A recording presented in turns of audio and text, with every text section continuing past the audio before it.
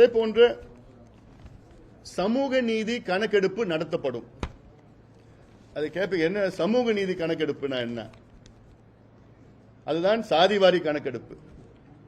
இப்ப நாங்க சில பேருக்கு அந்த சாதின்னு அந்த பேரை பிடிக்கல, அதனாலதான் இப்போ சமூக நீதி கணக்கெடுப்பு நடத்தப்படும் இதை நாங்க வலியுறுத்துறோம். இப்போ பிராக்கெட்ல சாதிவாரி கணக்கெடுப்பு.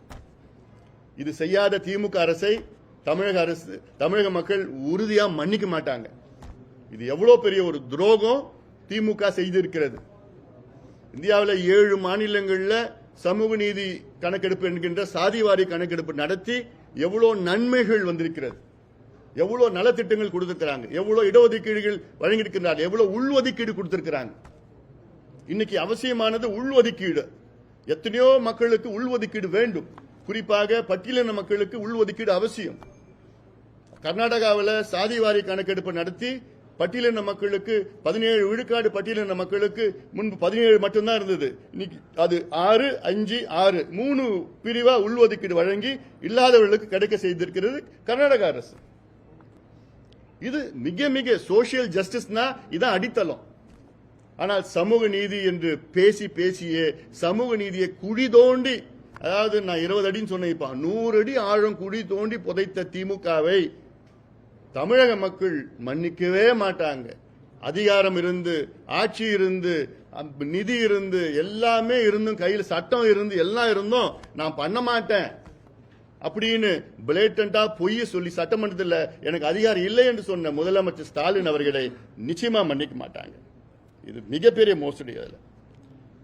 அதே போன்ற இதுல உச்ச நீதிமன்றம் தீர்ப்பு வழங்கி 4 ஆண்டுகள் ஆகியும் வன்னியர்களுக்கு உள்ஒதுக்கீடு வழங்காத திமுக அரசை இந்த சமுதாய மக்கள் உறுதியாக மன்னிக்க மாட்டார்கள். இது மிகப்பெரிய ஒரு துரோகமா நான் பார்க்கிறேன். இது ஏதோ ஒரு ஜாதி பிரச்சனை, சமுதாய பிரச்சனை கிடையாது. இது சமூக நீதிக்கு துரோகம் செய்திருக்கு திமுக. உச்சநீதிமன்றம் தீர்ப்பு வழங்கி 4 ஆண்டுகள் முன்பு 4 ஆண்டு காலமா நாங்க செய்யறோம் நம்ப வச்சு மெதுவா கழுத்தறுத்தாங்க திமுக. நம்பிக்கை துரோகம், கழுத்தறுத்து நம்பிக்கை துரோகம் செய்த திமுக ஒட்டுமொத்த இந்த சமுதாயமும் எதிரி. அது நிச்சயமா மன்னிக்க மாட்டாங்க. அதே போன்ற யாதவர்கள், முத்திரையர்கள், விஸ்வகர்மா மக்கள் உள்ளிட்ட பிற்படுத்தப்பட்ட வகுப்பினரின் கோரிக்கையை ஏற்று அவர்களுக்கு உள்ஒதுக்கீடு வழங்க வகை செய்யப்படும். நாவிதர், வண்ணார், பருவதகுளம், ஒட்டர், வளையர், அம்பலக்காரர், குறும்பர், குயவர், வேட்டுவ கவுண்டர், ஊராளி கவுண்டர் ஆகிய 10 சமுதாயங்களையும் கொண்ட தனி இடஒதுக்கீடு பிரிவு ஏற்படுத்தப்பட்டு அவர்களுக்கு தனி இடஒதுக்கீடு வழங்கப்படும். மிகவும் பிற்படுத்தப்பட்ட வகுப்புகளில் உள்ள பிற சமூகங்களுக்கு கோரிக்கையின் அடிப்படையில் உள்ஒதுக்கீடு தொகுப்பு ஒதுக்கீடு வழங்கப்படும்.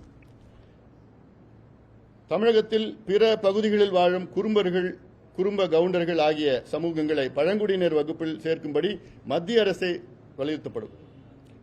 உள்ளாட்சி அமைப்புகளில் மிகவும் பிற்படுத்தப்பட்ட வகுப்பினர்களுக்கு இடஒதுக்கீடு வழங்கப்படும். உச்சநீதிமன்றம் தீர்ப்பின் அடிப்படையில் பட்டியலின சமூகங்களுக்கு இடஒதுக்கீடு வழங்குவது குறித்து பரிந்துரைப்பதற்காக ஓய்வு பெற்ற உயர்நீதிமன்ற நீதிபதி தலைமையில் ஆணையம் அமைக்கப்படும். இது மிக மிக அவசியமானது.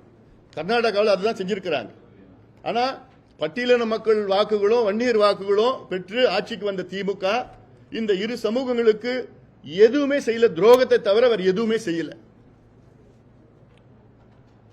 கிறிஸ்தவ வன்னியர்களுக்கு மிகவும் பிற்படுத்தப்பட்ட வகுப்பினருக்கான இடஒதுக்கீடு வழங்க நடவடிக்கை எடுக்கப்படும். கிறிஸ்துவ மதத்திற்கு மாறிய ஆந்திர மாநிலத்தை பின்பற்றி தமிழ்நாட்டில் மிகவும் பிற்படுத்தப்பட்ட வகுப்பில் உள்ள சமூகங்களின் 30,000க்கு கூடுதலான மக்கள் தொகை கொண்ட அனைத்து சாதிகளுக்கும் தனித்தனியாக நலவாரியங்கள் அமைக்கப்படும். தமிழ்நாட்டில் உள்ள தனியார் நிறுவனங்களில் 80 விழுக்காடு பணியிடங்கள் தமிழக இளைஞர்களை கொண்டு நிரப்பப்பட வேண்டும் என்பதை கட்டாயமாக ஒரு புதிய சட்டத்தை கொண்டு வருவோம். இதைத்தான் திமுக கடந்த தேர்தல் அறிக்கையில் நாங்கள் ஆட்சிக்கு வந்தவுடன் தனியார் நிறுவனங்களில் 75 விழுக்காடு அங்கே வேலை வாய்ப்புகளை தமிழ்நாட்டை சார்ந்த இளைஞர்களுக்கு வழங்கப்படும் என்று சட்டத்தை கொண்டு வருவோம் என்று பொய்யை சொல்லி ஏமாற்றிய திமுக இந்த தேர்தல் அறிக்கை அதை பத்தி ஒரு மூச்சு கூட கிடையாது. அப்போ என்னதான் ஏமாத்துறீங்க? 505 வாக்குறுதிகள் கொடுத்தீங்க கடந்த தேர்தலில் திமுக. அதுல வெறும் 66 தான்.